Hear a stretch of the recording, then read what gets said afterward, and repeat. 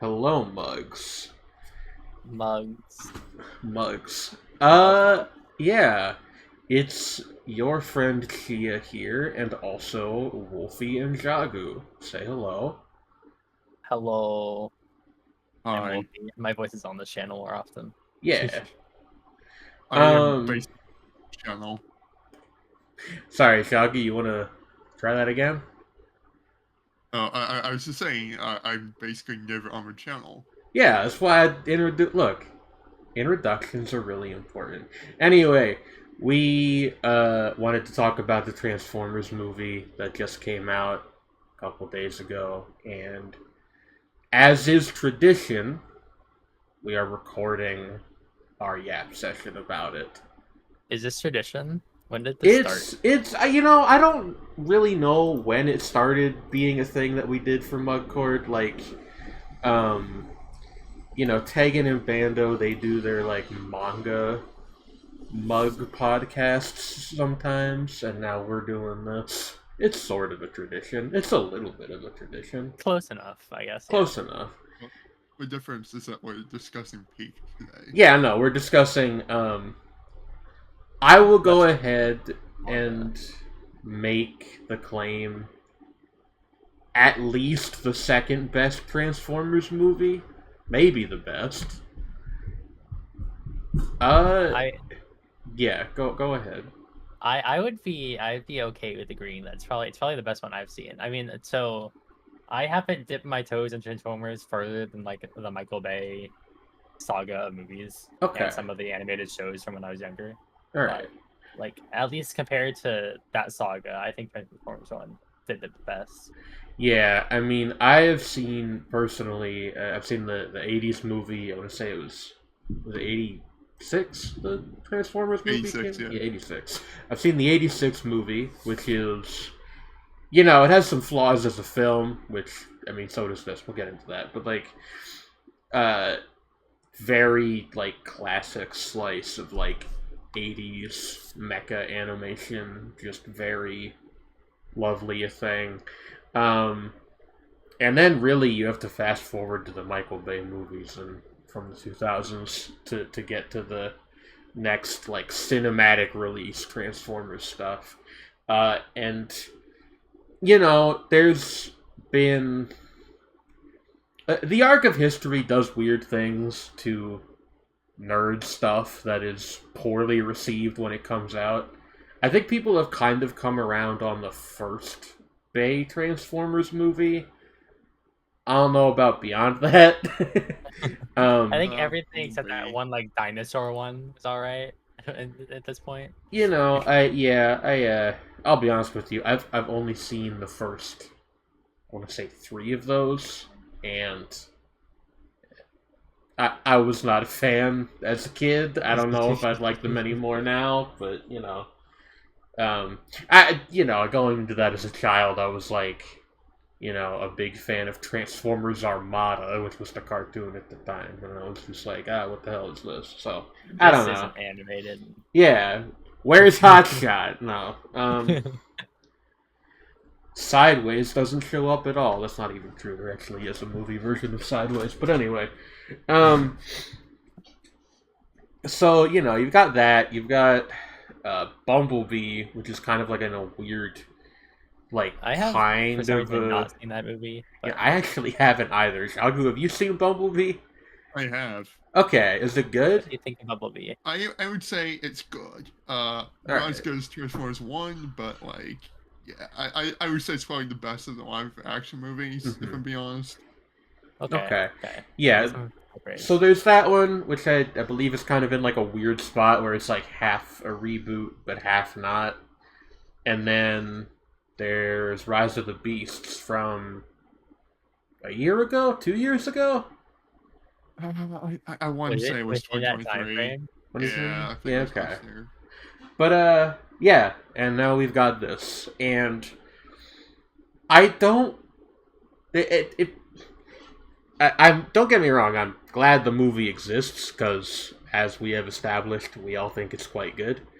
I don't know what inspired them to make this movie now.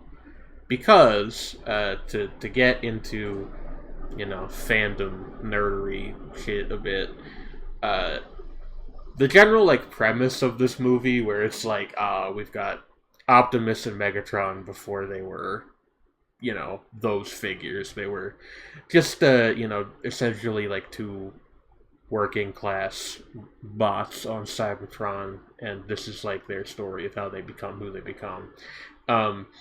That's all pretty directly taken from like originally the Exodus novel, but mostly I think people know it from like the War for Cybertron kind of stuff. Like the whole like aligned continuity family that they were doing about like 10 years ago at this point.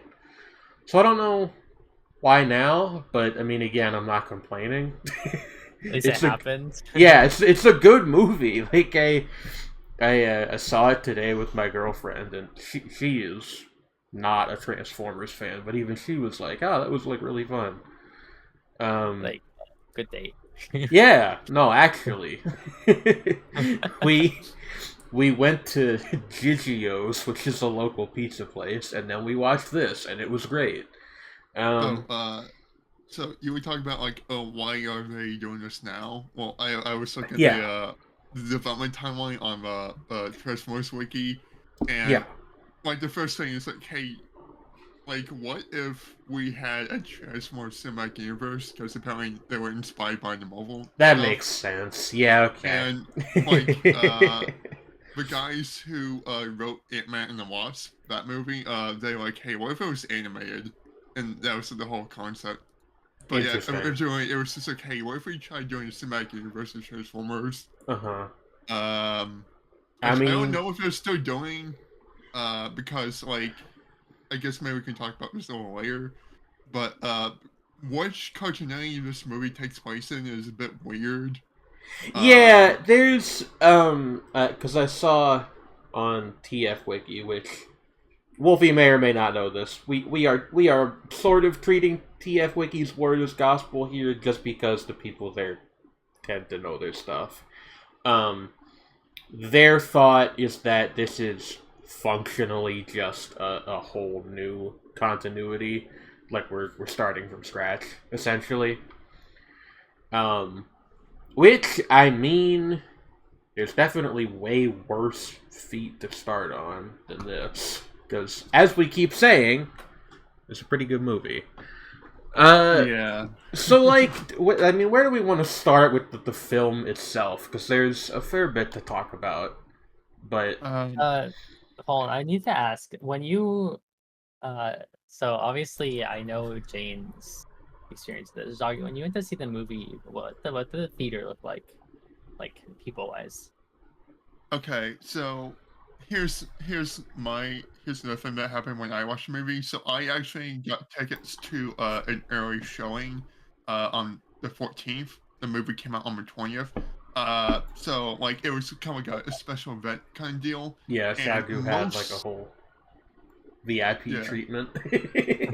No, it was more like it was just a normal screening, but like it happened. It was not actually like special event, but you know what I mean. It was just like it was a weird like chance thing that there was a theater nearby that was doing an early showing. But anyways, when I went, it was mostly like adults. Some of them brought their kids on, but like I would say it was at least like 80% adults, myself included. And the theater was actually kind of full, like not like super full, but there was definitely people around. Fair enough. Yeah. Okay. What about? Yeah. Oh, no. Go on.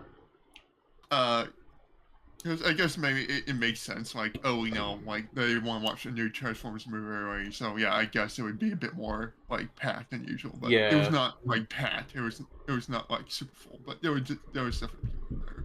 Interesting. Okay, Wolfie, what was it like when you went?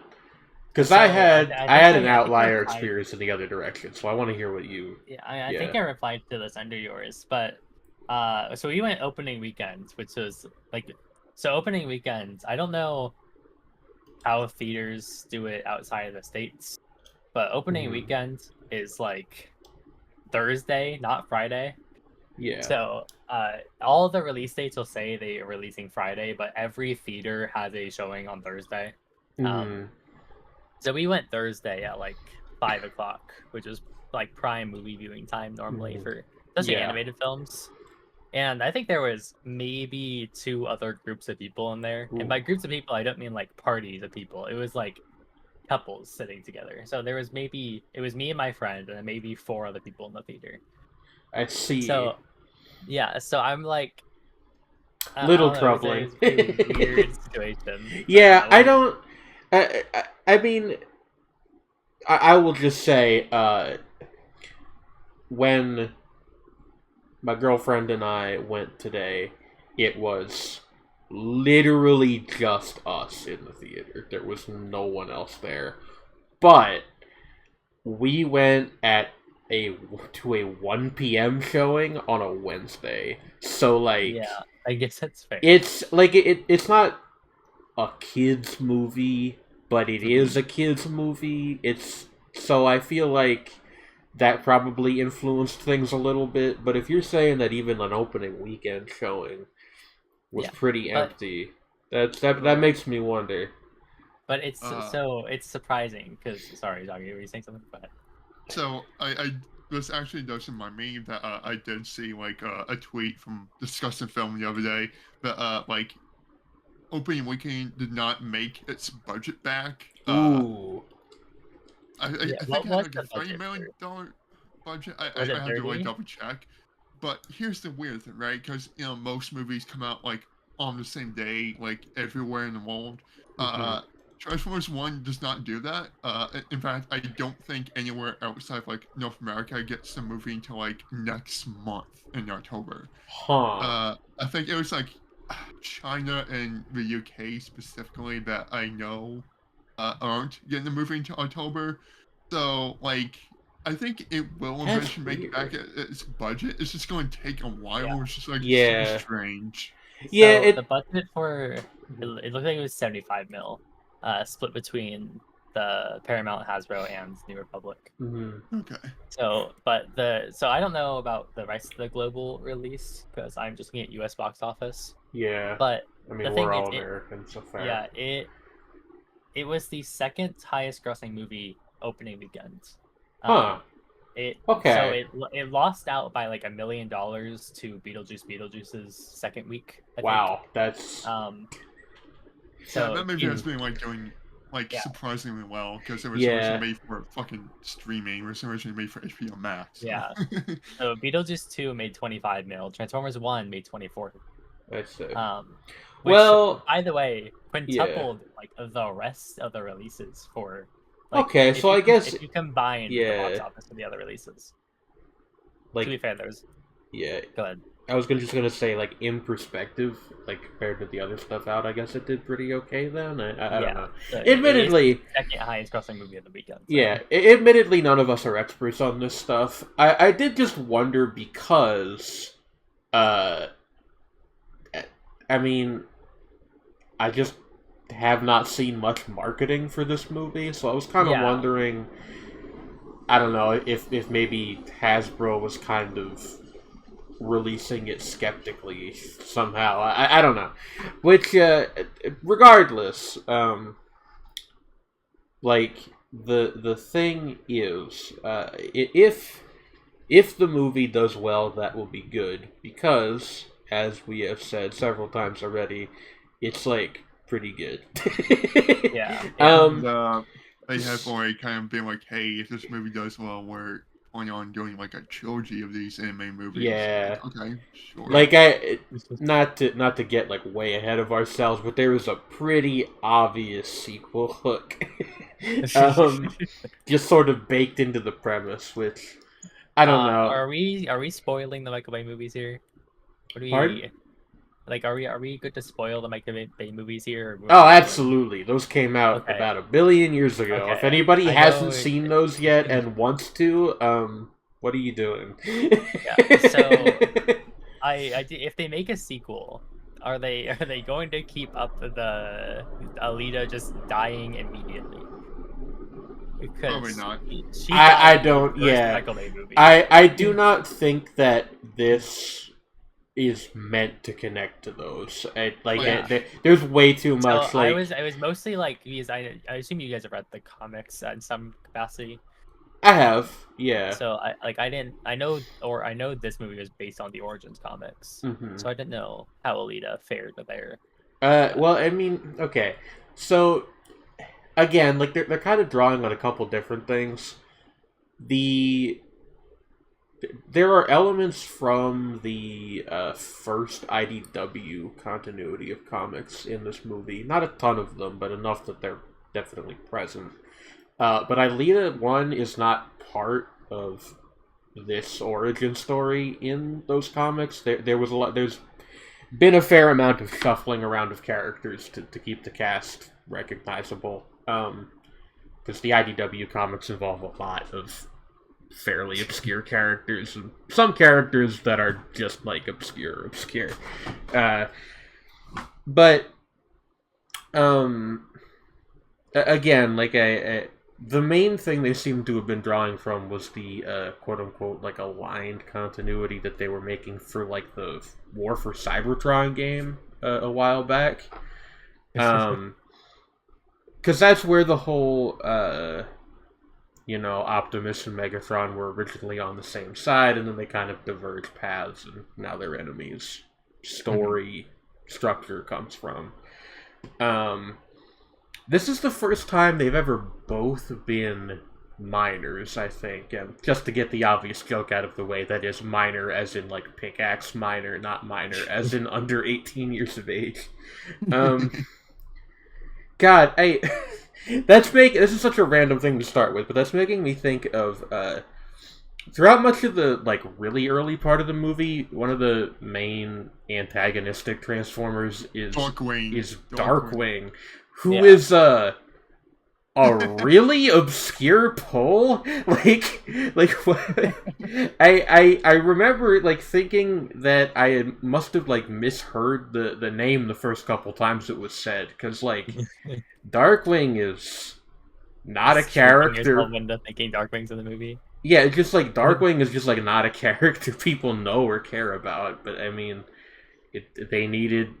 Like, I don't know what the story was there, but I mean, I guess they needed, like, a sort of general, like, bully character, and he fit the bill. I don't know. He hates minors. He hates minors, dude. He hates them so much. I don't know why. He's just a dick, you know. Just that kind of guy, eh? Yeah. But yeah, no, like, the general premise of the film as we're starting out is like, most of the characters that we are introduced to are part of this sort of underclass of Energon miners who do not have transformation cogs and are kind of, firmly second-class citizens under the actual, like, transforming Transformers who are, kind of living the high life off of the back of their labor. And the main villain of the movie, spoiler alert, is Sentinel Prime, which is another element that they took from the Aligned continuity, because that was kind of where he came from originally, as far as I remember. I do want to point out, we were talking about, is this going to be part of the, a movie cartoon thing, like the live action stuff? Sentinel Prime is supposed to be alive in I think it was Revenge of the Fallen. Yeah. A very different version of the character, but yeah. There's also some other stuff. There's like like Megatronus, which is the Fallen, aka it's like already dead in this movie, and there's lots of little things like that. That make the two incompatible. So just like some general bullet point thoughts. The couple like strong impressions that I walked out of the movie with. Just to get the big negative out of the way. Little too quippy for my taste, but that's just kind of every movie nowadays, so Yeah. But on the positive side, absolutely gorgeous set design, just top to bottom. Like, probably the best that a lot of these locations have ever looked in any media. Just overall, like, animation and visual work, just like absolutely impeccable. Like incredible stuff. I do remember seeing the trailers for the first time and being a little skeptical of the animation, just because I don't know if it's just the shots they use in the trailers or something like that. But I don't know, the characters were scary at first, where I was like, not like physically scary, it's more like I'm scared of how they're going to look when they're moving around a lot and such. I get you. Yeah, no, Well. Yeah, no, there's some stuff that's a little bit, like, there's maybe a little too much slow motion in the movie, but I mean, again, that's a very common thing in films, of this kind. The big, like, plot-related thought I had was, like, I really like Megatron's character arc over the course of this movie. It's very good. He's the star of the movie to me. Like, Optimus Prime, like, yeah, sure. Bumblebee, of course, sure, whatever. I lead a one, girl boss that you are, to quote Wolfie's tweet. All great. Yeah, like, all great, but Megatron just, like, absolutely stealing the show as this, like, guy who kind of initially, like, puts all of his trust in the system and thinks he's going to be rewarded if he just kind of keeps coloring within the lines, and then finds out, like, oh no, the guy who's in charge of all this stuff is, like, an absolutely terrible person. Guess I have to kill him.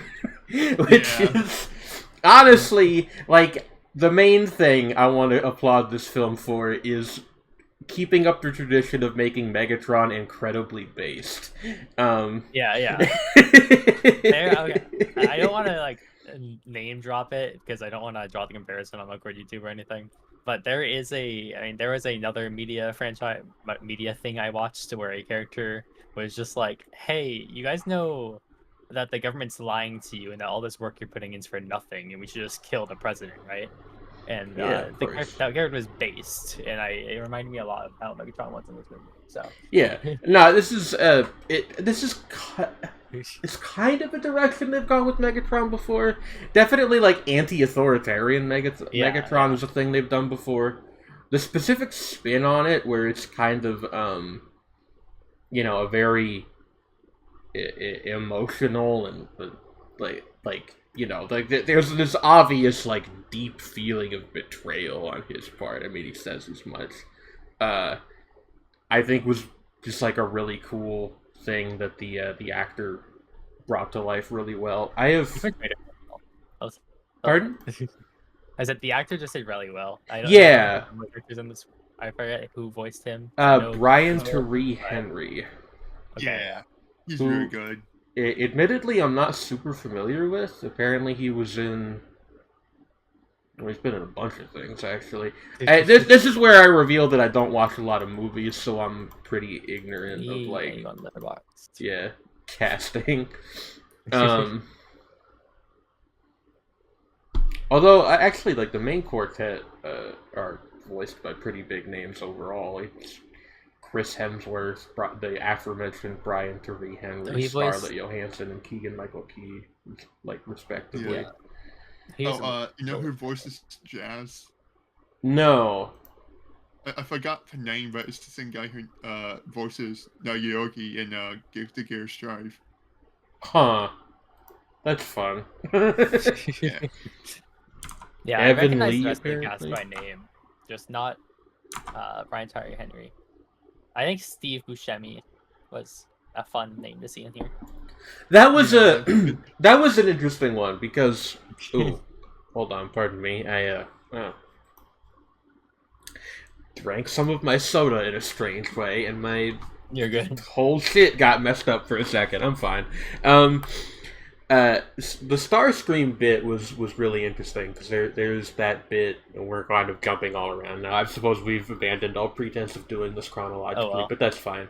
There's a bit, I don't know, like 2/3 of the way through the movie about where they are on the surface of Cybertron for the first time, and they are running from the Quintessence, who are kind of like the overarching background threat of the film. They are the guys that Sentinel Prime has sold everyone out to.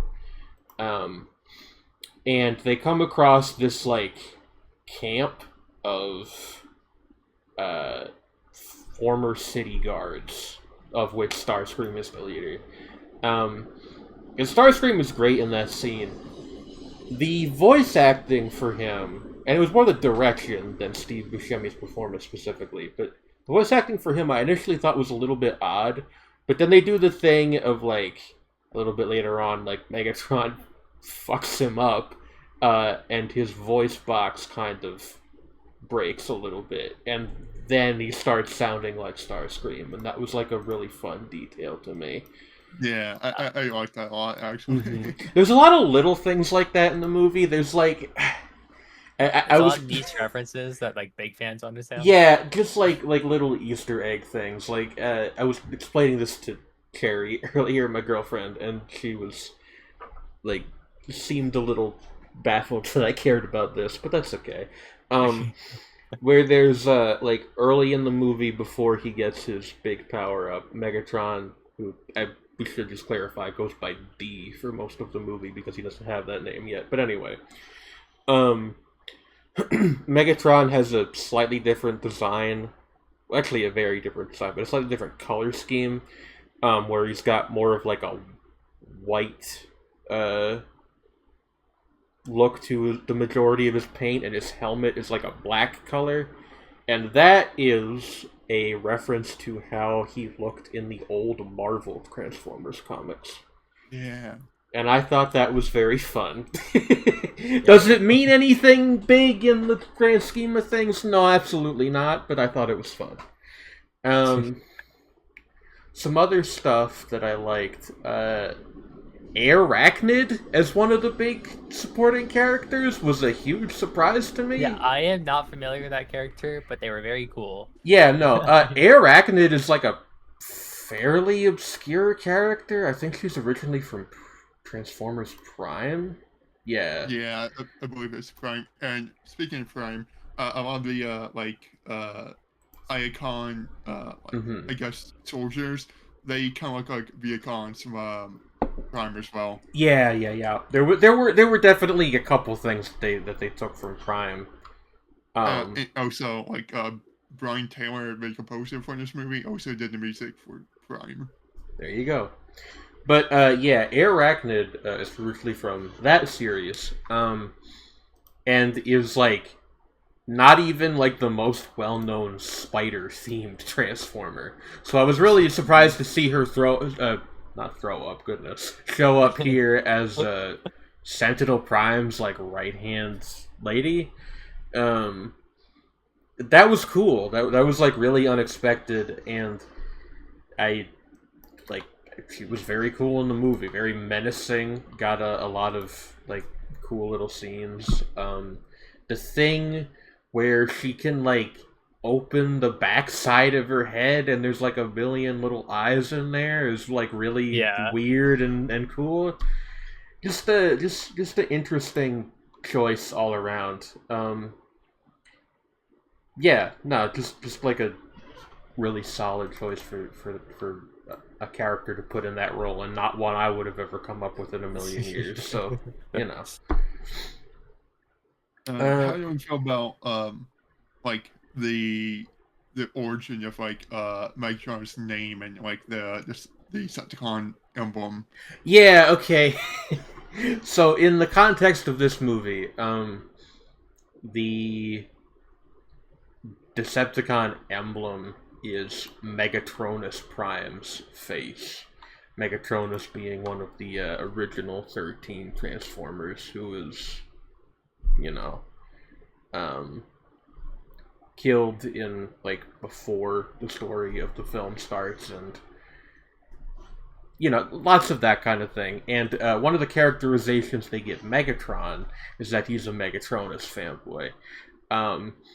And this has some precedent in prior fiction, but I liked the degree they took it to here, where there's an interesting thing in general, and this is part of that, where Optimus and Megatron are not cool at the start of the movie, but they are by the end, and I mean, that's like a really basic character arc, I guess, when you put it that way, but it works for an Origins movie like this, right?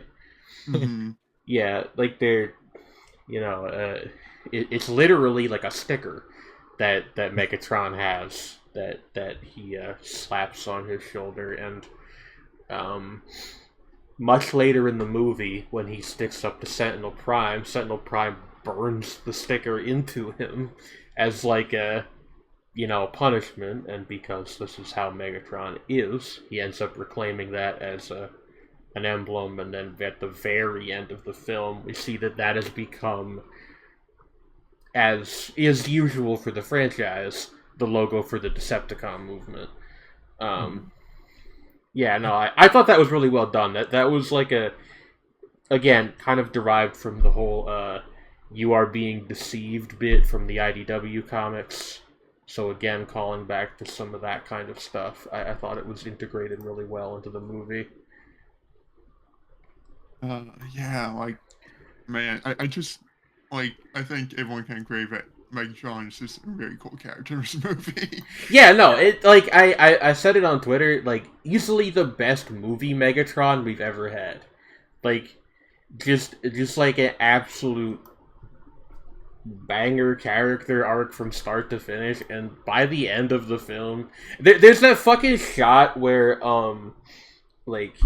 his optics turn red when he, like, not to be, like, r/movies about it, but there is a very clear demarcation point of, like, this guy has stopped being D and has started being Megatron that we know from all this other stuff. And I thought that was really cool. Tyree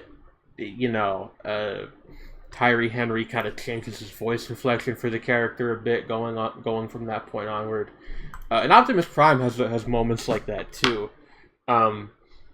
Because there is the whole climactic scene of him being killed and resurrected, the power of the Matrix, as is traditional for the Transformers stuff.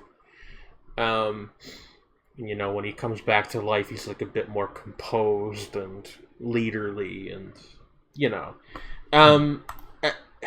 I do keep coming back to, like, the voice performances in this, which is quite good, because Optimus Prime and Megatron in particular, you have such big shoes to fill. Like, I think even now when most people think of Optimus Prime's voice, they think of Peter Cullen, and that's only very slightly less true for, Frank Welker and Megatron. So to be able to deliver a performance that is, like, noticeably different from those two but still works is, I think, like, a pretty big achievement. Like, that's like one of the things that I think is best about the movie, I would say. Honestly, like, that and the visual work are the two big things that I'm like, they did really well with this. Oh, I forgot to mention with the visual stuff. You might know this, but the animation studio is Industrial Light and Magic. They did the visual effects for Bumblebee. So I imagine that's how they kind of landed that gig. Doing makes sense. The animation. They made like 2 other anime movies before this, but the one I think matters the most is Rango. And I really like Rango. The movie about the lizard cowboy. The Sheriff Lizard, yeah. Okay. Huh. I've never seen that. I didn't know that was them. It's a Kino movie. Interesting. Good to know. I think they did a really good job with the visuals of this movie. And I'd say there's probably the best looking Western anime movie I've seen recently. I don't, again, like, I'm not a big moviegoer. Certainly I cannot think of anything. I did think I guess the obvious one would be like video, so What'd you say, Wolfie? So I thought it was animated by a Japanese studio. No, it's ILM, who are they American or are they I Canadian think they or are something? based in Australia. Based in Australia. Okay. Anyways, same hemisphere as Japan. Well, if you want to watch the Transformers movie made by Japan, yeah, of course. Yeah. we all know, True. I think, yeah, no, another thing is just the movie serves as a pretty good jumping on point for people who are new to the franchise. There's a lot of little things that are callbacks to other things, and obviously the general concepts of the movie are derived from older stuff, but I mean, it doesn't really expect you to know too much, I don't think. Which is, it won't... It's so surprising, because I was expecting, it's gonna be, steeped really deep into the, pre-Cybertron War lore, I don't know if that would be accessible to new people, but no, they did a pretty good job. They made it really, again, just the very surreal feeling of seeing Sentinel Prime on a silver screen, because Sentinel Prime is not a super obscure character in the context of the Transformers franchise, but I don't think most people know who he is, or if they do, it's because of the Bay movie, which he is also in that one, to be fair, but he does not look anything like he does. Yeah. So I don't think people remember his name anyway. So. Also, just I don't know. Again, there's a very obvious sequel hook for the movie, which is that after Megatron kills Sentinel Prime in the climax in a very bitchin' scene where he literally rips the man in half. There is, the ideological conflict comes out between him and Optimus Prime. Megatron and his group of followers are banished from Iacon, and now we have the stage set for the Autobot-Decepticon conflict. So if they do make more, that's your story. That's... Yeah. So, I don't know if you stuck around until, after all I did. credits. Yeah, I did. Okay, so you saw the scene where he ran through the emblem on him, right? Yeah, and they do, the lasers into the sky, and it's, And he says, where are the Decepticons and all that. Yeah. It's... Okay. Fire. Because most of that was in the trailer, which is kind of lame, but, I didn't watch the trailer. Post-credit in a trailer, but yeah. I saw one trailer, and I initially thought the movie was gonna be a mixed bag, and I'm very happy that it was not that. I will say, to the complaint I mentioned earlier, there is a lot of chatter in the movie, and a lot of and again, this is not unique to this film, but it is worth mentioning. A lot of quips, a lot of overtly silly humor, which is not inherently a bad thing. There was definitely an attempt to get at least some kid audience invested. Yeah, I mean, okay, the movie has a PG rating, and they really wanted to take advantage of it being a PG and not what's the other one? Just G? The one lower than that? Yeah, it being PG by having the fucking Badassatron joke come up 5 times. Yeah. I admit, to my shame, that the last time is so far after all of this other stuff has happened, that it kind of got me. I laughed. I probably laughed a few times. I think I've always liked Bumblebee. Bumblebee's great. I did. So I think my biggest thing with the sequel and such is I assume we'll get Bumblebee named in the sequel, because they don't know what bumblebees are is the thing. That's never stopped Transformers fiction before. But we got Optimus Prime, and everyone named there. Alita doesn't have a name; she's Alita 1. So. Yeah, that's the curious thing to me is because. Sorry, I'm lowering the huge fucking nerd tangent sign again. In the one of the other things that this movie draws from is the episode War Dawn from the original cartoon, like the original TV cartoon. Mostly just for a couple general plot beats, but that is where the name Orion Pax for like a pre-war Optimus Prime comes from. And in that one, Alita 1 also has a pre-war name. I think it's Ariel.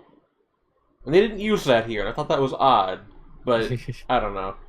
That is such a nitpick. Like that's not a problem that I have with the movie. They're avoiding Disney suing them. Honestly, that might have something to do with it. I have no idea. Because honestly, actually, now that I think of it, because there's the consideration of like we need to be able to put this name on toys, so I don't know, maybe that could be part of it. They really need to. Sorry, this is a complete fucking tangent. I saw that they like don't have like full size arachnid toy announced yet, and I really want one. They've only got like one of the really little ones that's like a 2-step thing for like real little kids, and that's fine, but that's not what I want. I think if there were any moments in this movie that they really used that PG rating to their advantage, it was probably the scene with Arachnid's eyes, like that was a little bit creepy. I could see that giving some kid nightmares. And it's kind of funny, like how much you can actually get away with in the PG movie. It's just that like most PG movies now don't really like. Basically, as long as there's no gore or like certain cuss words, you're fine. Which like the gore thing has the fun workaround of if they're robots that doesn't count, I guess. Like, because you couldn't rip someone in half in a normal again, like we see Sentinel Prime get torn in half and the light fade from his eyes on screen, which great is, fucking based. I also really liked again, this is a minor thing, but it's indicative of like the movie being willing to like blend existing elements a little bit, which I appreciated. The thing where there's like a pivotal scene where Megatron gets his fusion cannon for the first time, the big old gun that he's always got, and then later on he gets an even bigger gun with 3 barrels, which like I appreciate the like a lot of the G1 based Transformers stuff is so slavish now that I appreciate somebody being like, we can top the original cartoon in this regard. I appreciate that, like genuinely. It's fun, and ultimately I think that this kind of movie being fun is all it really needs to be. Is it a masterclass of cinema that's going to stand the test of time? Probably not, but that's fine. I don't know. I don't really have a ton else to say. I just thought the movie was like pretty fucking good. I went into it expecting a Transformers movie, which, since I'm more used to the Michael Bay trilogy or Michael Bay saga, it's more like it'll be a fun time watching action scenes, but I don't expect too much more. Mm-hmm. And I think the story was really good. I liked the character depth and growth. Mm-hmm. I appreciated that it was just about the robots and that there was an entire side plot about humans. That's always a contentious thing with Transformers is some people really strongly dislike human plots, some people really like them. When it's something about like non-human creatures or something, I tend to think the non-human creatures have a better storyline than if they introduce humans. See, I broadly agree with you.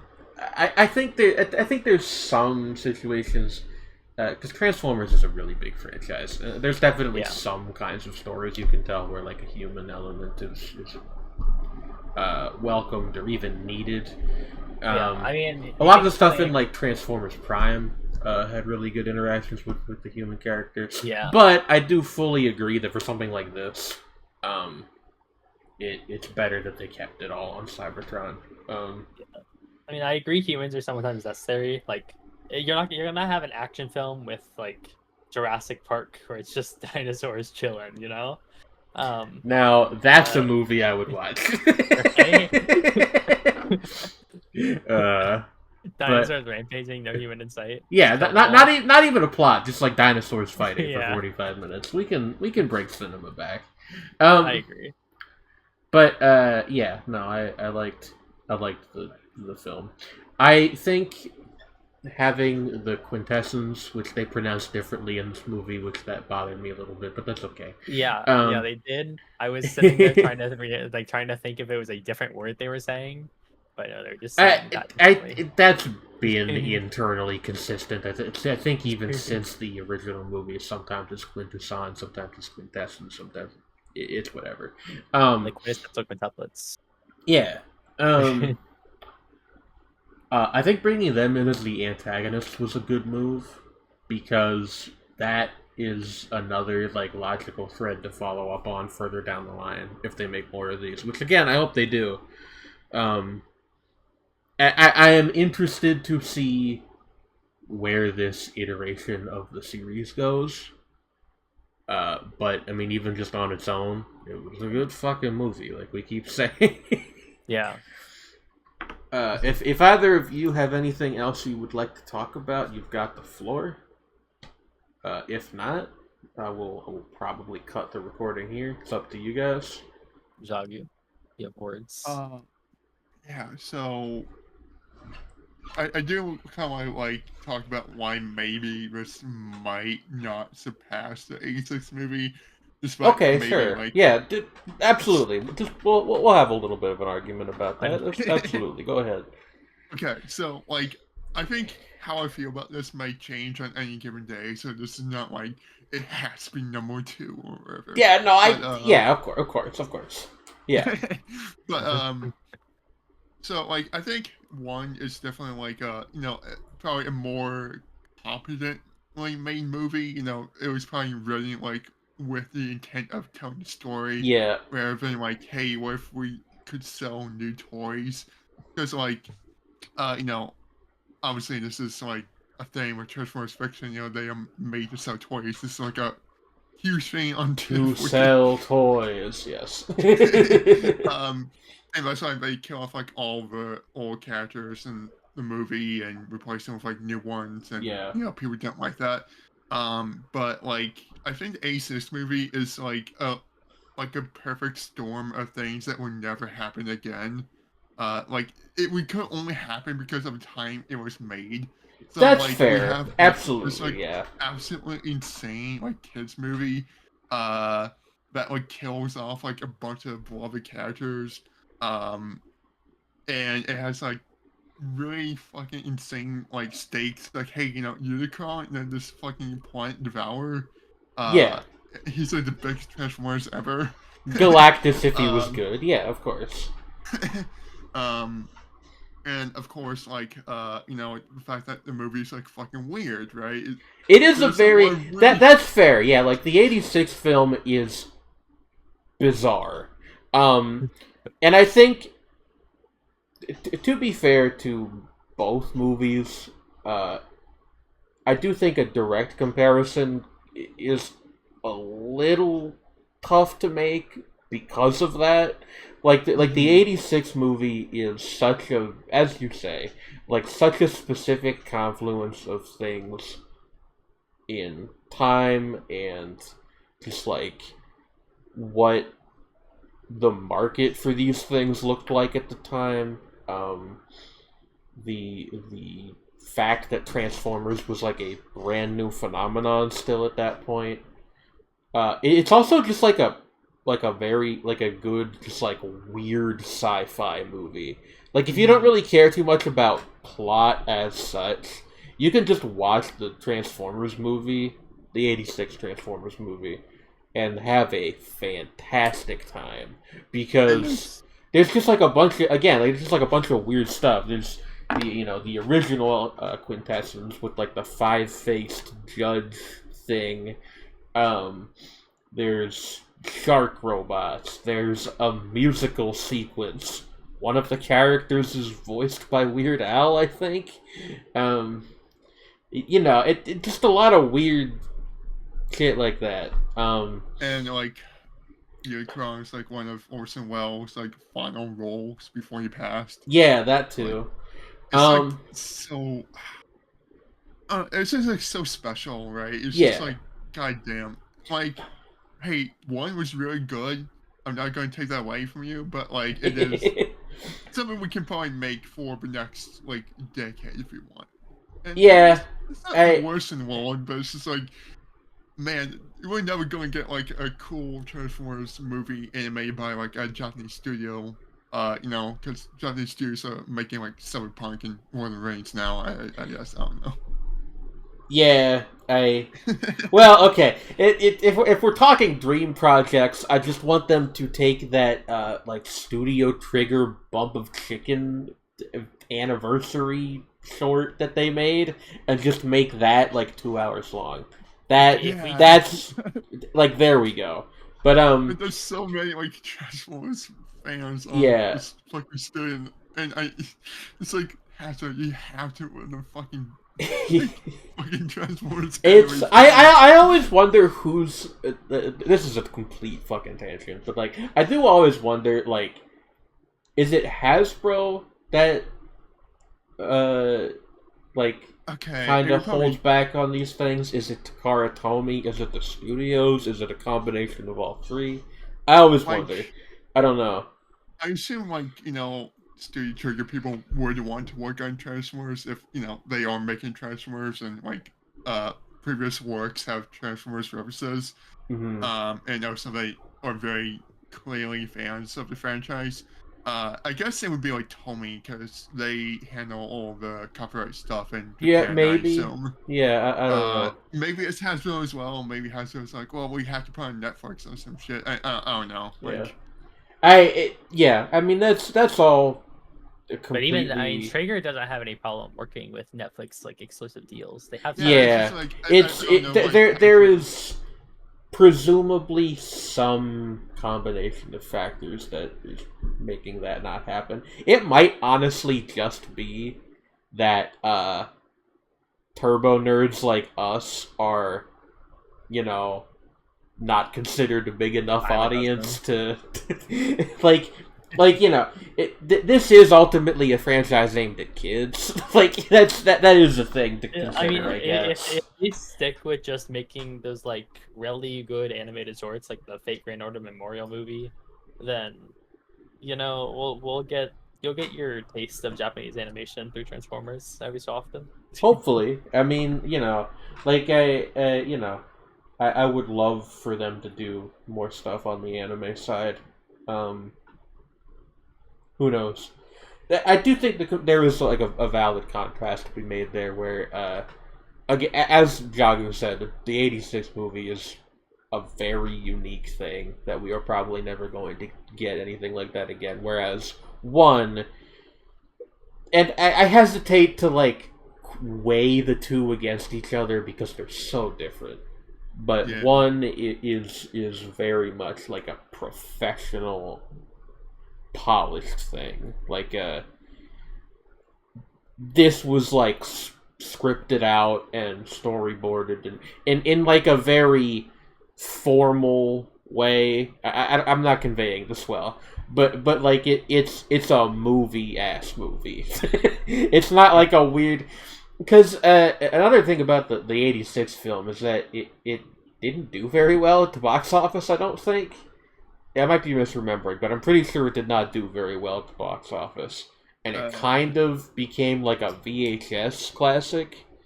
Like, you would get that, and then you'd like get baked with your college friends and watch it some weekend or something like that. That was how you were a Transformers nerd in like the barren years between the end of G1 but before Beast Wars started. It's my understanding. So I don't know. There's definitely like a very strong difference between these two things. And if somebody thought that, you know, maybe one is a little bit less special than the original movie because it's less out there, I get that. At the same time, I think that the things like the slightly stranger influences it does fold in to such a polished product are kind of notable because it's polished. Does that make sense? Mm-hmm. Okay. I did like check. Apparently, the movie grossed $2.6 million on a $5 million budget. Yeah, that's not great. Yeah.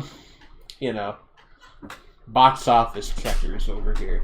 But yeah, no, it's a fair comparison. I mean, ultimately, right? Like, to some extent, I am always just happy to have the franchise around. And if you want like really weird Transformers stuff produced over here in, like, you know, the United States, more or less, there is stuff like that. It's just mostly comics. It is, you know, the More Than Meets the Eye Lost Light run from the IDW comics. There's that weird fucking Transformers G1 G.I. Joe crossover comic miniseries that is just like really bizarre and has like the Jack Kirby influenced look to it. I don't remember the exact title of that one, but you can look it up and find it if you're interested. So, you know, there are the fringes of Transformers fiction continue to exist. I think if there's a thing that's changed over time, it's that the fringe used to kind of be the center, and now it's not anymore, because, you know, it's become a very popular corporate franchise. But that's how these things go, I suppose. Mm. Yeah! Megatron was really fucking cool in Transformers 1. That's the actual takeaway you should have here. Transformers 1 was a good movie. Yeah. Yeah. Like, when it comes out on streaming, we gotta watch it again in like a group watch, I think. Maybe. Yeah, no, I'd be up for that. It was a good enough movie that I'd be it's absolutely... fucking Big Wheel Day. Shit. Like, it probably won't come to streaming until, I want to say, December, probably. Yeah, around Christmas. Yeah. Speaking of which, this is like more of a tangent than anything else that we've tangented on so far. When I took CC to watch the movie, we watched all the trailers because we got there early. And one of them was for a Christmas-themed action movie called Red One that's coming out. What's up with that? I have not seen trailers for that. I have heard about that. Yeah. That's a strange thing. I'm fine with Christmas themes. I mean, I've watched, you know, A Silent Night and stuff, but Christmas action movie, huh? Yeah, no, it's that's one to look up the trailer for at the very least, so you can be like, huh, movies are in a weird place right now. I think Christmas horror is cool because it kind of turns the holiday on its head. Like, I like Krampus, I like Silent Night, Deadly Night. But no, Christmas action is interesting. Yeah, I'll have to look at that one. Yep. There's a polar bear in it. Everyone loves polar bears. Shout out to Polar Claw. I reconnected it to Transformers. Any Polar Claw fans in the chat? Hold on, I'm gonna get a picture of Polar Claw and put it up on stream. It's gonna be the first time the actual visual side of this has changed. Since you probably know that they recently released the fucking Transformers DLC from Minecraft. I heard about that. Yeah. Okay, I guess a couple of weird things. One, they do have some skins based on Transformers One. So, like, if you want those skins, I guess you can buy them. And also, I guess some of the levels in the DLC are based on fucking Transformers Devastation. Which, may I remind you, are published by Activision, which are now under Microsoft, and Minecraft is also under Microsoft. So I wonder if like they were able to pull off some shenanigans to with Microsoft sign off on like, yeah, go ahead, use levels from Devastation. Sure, why not? Yeah, that's huh. I mean, whatever works, I guess. That's wild. Anyway, it's man. Yeah. Hey, I'm just gonna go ahead and read a note from Polar Claw's TF Wiki page. Simon Furman has a noted love of polar bears, which is probably why Polar Claw got the most panel time by far out of all the dimension-displaced beast warriors in the Terminus comic. Furman's affection for the creatures might also explain why, when Polar Claw appeared in IDW's 2021 Beast Wars comic, he picked up the speech patterns of Furman's original character, Deathshead. There is some extreme nerd shit for you once again. Thank you for that info drop. Yeah. Anytime. Boner on the... Look, I like Polar Claw. I would love to own a toy of him one day, but unfortunately they've only ever made one, and it came out in 1996, so... Hey, so like, why does Simon Furman's page on TF Wiki have a section just called Female Transformers? Good night, everybody! Bye. Don't worry about it. I think we can actually end there. I think we're good, right? Like, yeah, basically. Yeah. All right. Good night, everyone. Like and subscribe, or else we will turn into a gun and blast you with a laser. I think this Smugcourt's first upload after 600 subs. Yeah, hey, thanks for 600 subs. If you are a new subscriber and watch this, then you are, like, crazy in a way that I really respect. So keep that up. Goodbye.